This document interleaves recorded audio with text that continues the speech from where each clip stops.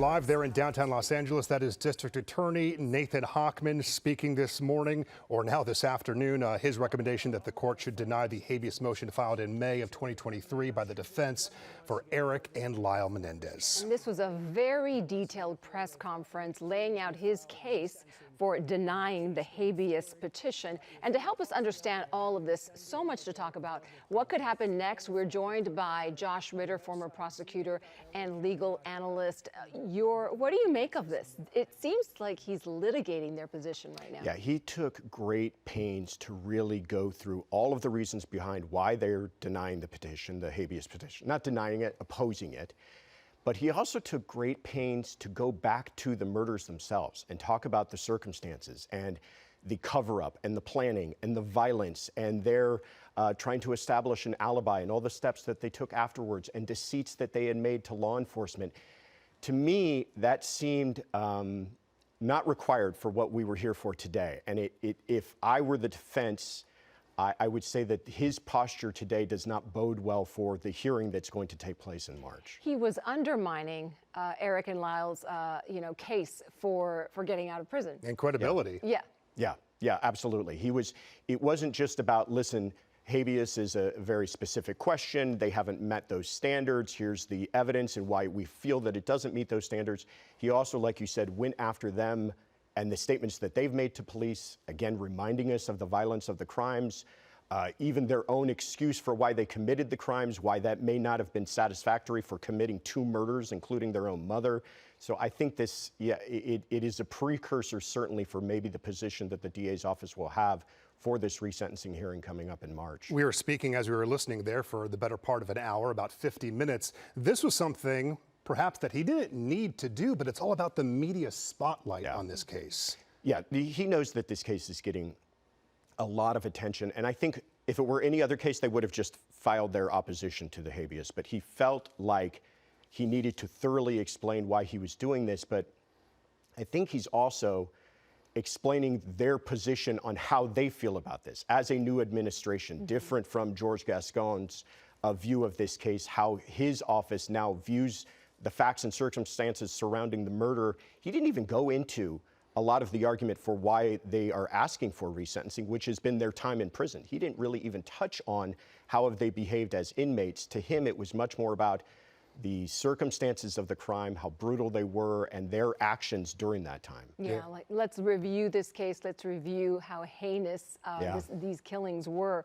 But let's talk about the resentencing, which is scheduled for March 20th. What can we expect? That will happen no matter what, but the DA will present their take on the resentencing. Yes, and one interesting thing is today he didn't announce that they're withdrawing because it's the prosecution's motion to even ask for the resentencing. They didn't announce that they're withdrawing that motion. They didn't say that they've changed their position. In fact, he referred to it as a date that's going to take place and they will let their positions known at that time. But yes, this was an independent track. They're now saying they oppose the habeas and they will make their position known at the resentencing hearing.